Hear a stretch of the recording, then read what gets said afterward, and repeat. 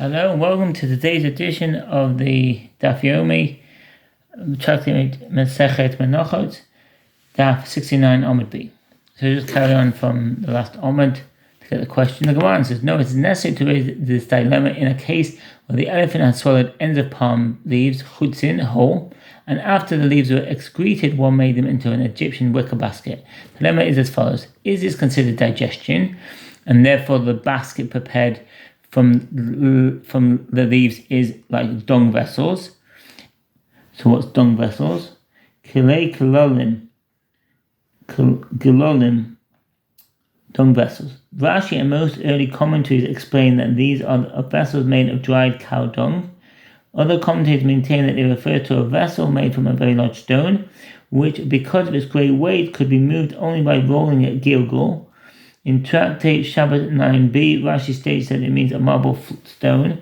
He tells us that Baba Kama 2b, unlike earth vessels. Kilei Adama. Some commentators explain that this refers to vessels made from smooth stones. Tosfot cites in Rashi. Alternatively, it means vessels that are made from sun-dried clay.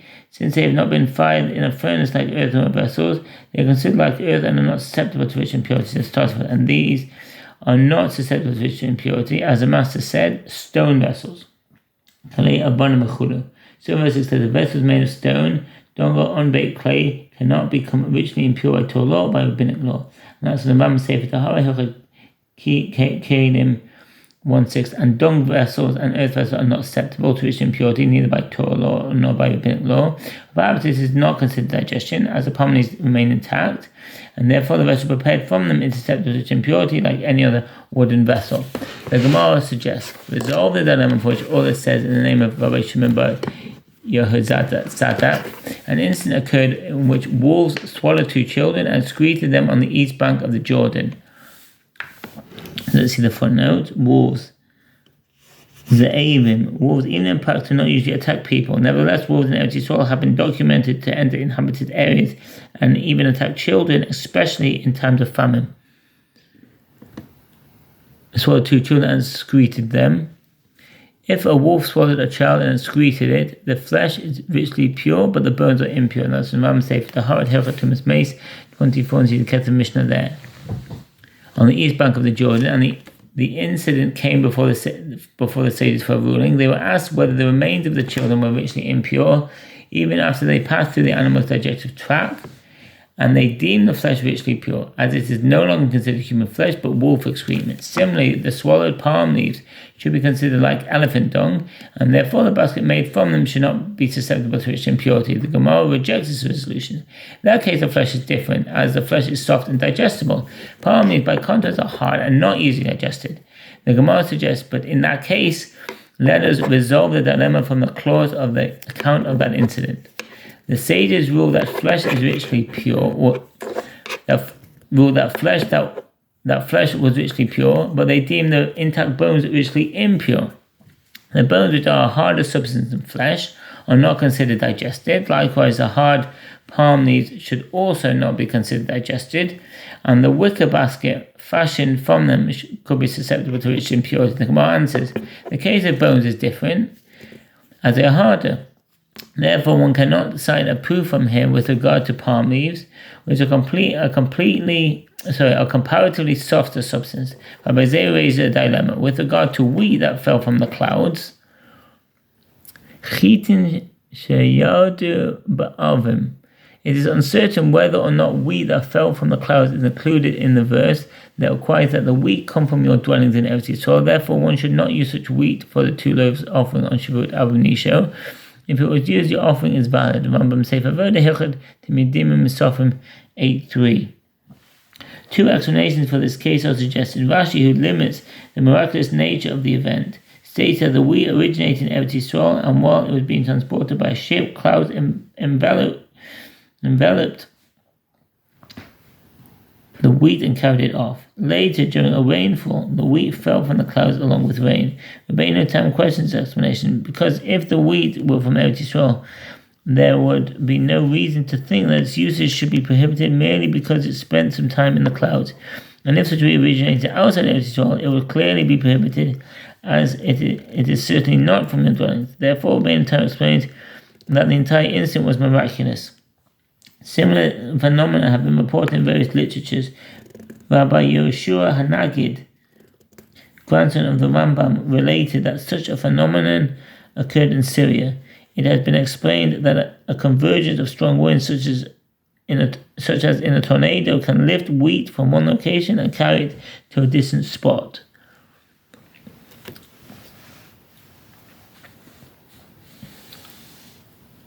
What's halacha? The Gemara asks, with regard to what issue was the dilemma raised? If it is referring to using this wheat for meal offerings, why not? There should be no problem with using the wheat, since the wheat for meal offerings does not have to come from Eretz Yisrael. Rather, the dilemma is whether this wheat can be used for the offering of the 2 loaves on Shavuot. What is the halacha? The Gemara explains the 2 possibilities. The verse states, "You shall bring out of your dwellings 2 wave loaves, or 2/10 of an ephah. They shall be of fine flour.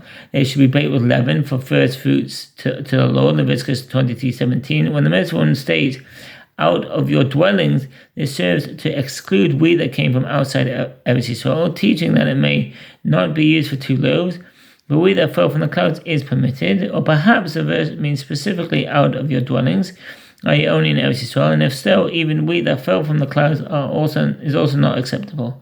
With regard to this dilemma, the Gemara asks, but is there a case like this? Is it possible for wheat to fall from the clouds? The Gemara answers yes, as in an incident involving Adi the Arab, Taya'a. You see in Hebrew, Taya'a. Who's that? Apparently from the name of a specific Arab tribe called Ta'i, maybe. The Arab tribes that resided in the desert between Arabia and Babylonia would come to trade even as far as Babylonia. About whom is related that it rained down on him wheat of a height of 100 spread over the area of 3 parasangs. 1 parasang is equal to 4 mil.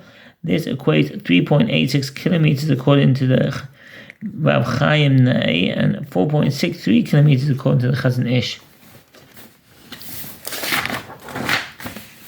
Rabbi Shimon ben Patzi raises a dilemma. In a case where one had an ear of grain that reached one third of its growth, what's the footnote? With regard to an ear of grain that reached 1/3 of its growth prior to the bringing of the Omer offering, and was subsequently uprooted and replanted after the Omer and grew then, it is uncertain whether one may eat the grain or if one must wait until the next Omer offering the following year. Since the Gemara does not resolve this dilemma, one to be stringent in this manner, and that's the Ram Sefer Kedush Hilchot Machalot Surat 10.5. Rashi explains that the reason this dilemma applies only to grain that has reached 1/3 of its growth is that if it has grown any less than this, it is considered merely sprouts, which are not rendered permitted by the Omer. It can be inferred from Rashi's statement that although the prohibition against eating of the new crop applies even to grain that has not yet grown 1/3, nevertheless, the Omer offering does not render it permitted, and that's the Minchas of Hinuch Doviv Mishavim Tosfot Pesachim 23a disagree, maintaining that the prohibition of the new crop does not apply to such an undeveloped produce. But it's Ephraim Yosef Da'at prior to the bringing of the Omer offering, and then he uprooted it and planted it again after the Omer. It is unclear at what point the stalk is uprooted from the ground in this case.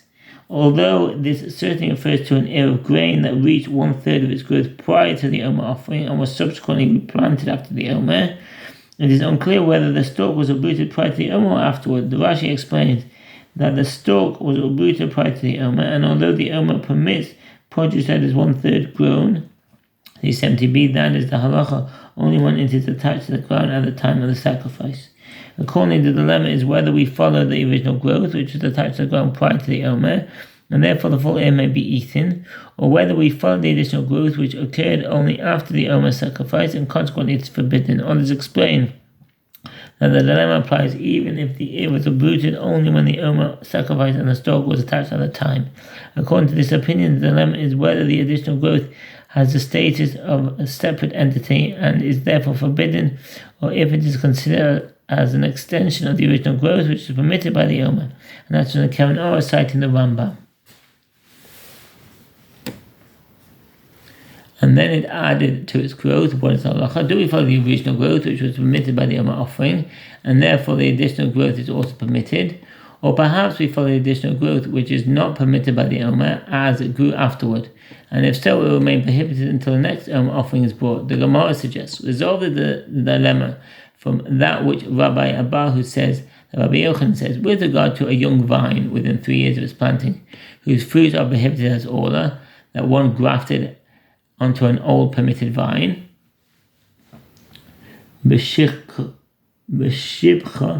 grafting is a method for maintaining and improving trees that dates back to an antiquity. It consists of taking a branch from one tree and inserting it into a slit cut into another tree for this purpose, or by pressing the branch against the side of the tree after cutting off the bark. Generally, a single branch is cut off from one tree and brought to another for grafting. There is another method by which the grafting branch initially remains attached to the original tree and is cut off only once it has become fully joined to the second tree. The Gemara's term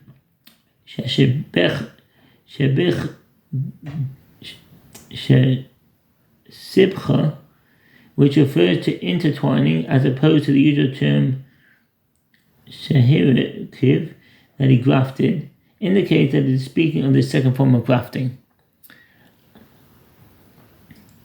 If a branch of a sapling within 3 years of planting, whose fruit is Orlah, was grafted onto an older tree and the fruit of the younger branch grew, even if the fruit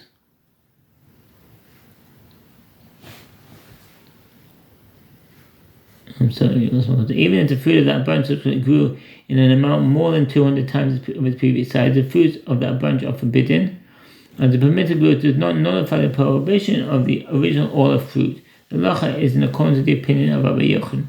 As the Rambam says, Hechad Maaser Sheni 10:16 Shulchan Aruch Yerodea 94:22.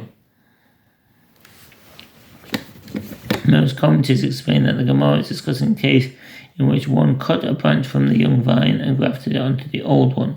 Some commentators contend that it is prohibited only because the branch already bore fruit. Otherwise, the prohibition would be entirely nullified, and any fruit that subsequently grew would be permitted. The Rashba others maintain that the Gemara is discussing a case of intertwining, a temporary grafting intended to accelerate the ripening of the fruit of the young branch. Also, standard grafting, which is aimed at restoring an aging tree, would render the entire tree or vine forbidden as all, says the Rid. And there were fruits on the younger vine. Even if the older vine added 200 parts of growth to the existing fruit, it is still prohibited.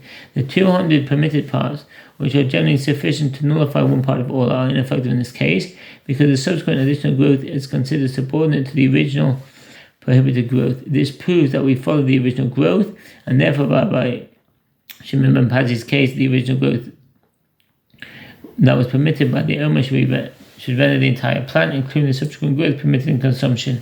The Gemara cites an addition.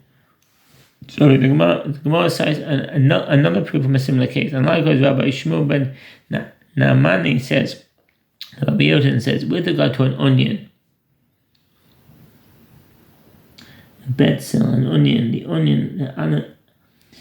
Allium kepa is a biennial root crop from the genus Allium, which also contains garlic, shallots, and chives.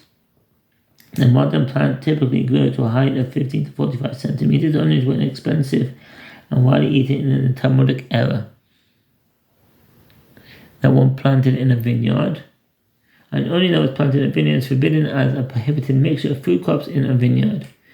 Even if the vineyard was later uprooted and the new onion sprouted from the original plant with 200 times those of the original plant, the original onion remains forbidden as the permitted growth does not nullify the prohibition. And as Rambam says, Zerayim, Hilchot Kilayim 524, Shulchan Aruch Yerodea 296:18.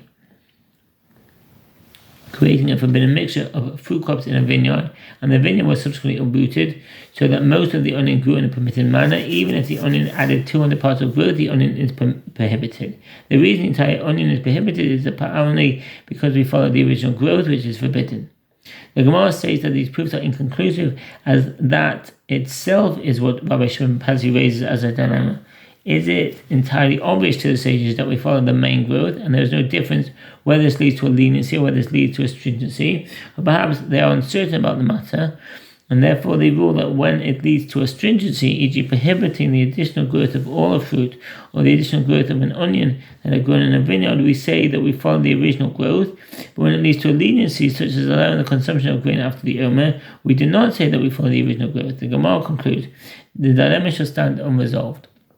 In connection with the previous discussion with regard to an ear of grain that had grown 1/3 prior to the Omer and was subsequently uprooted and replanted, Rabbi raises a dilemma with regard to the obligation to tithe. What is the halachic of such grain? The Gemara asks, what are the circumstances?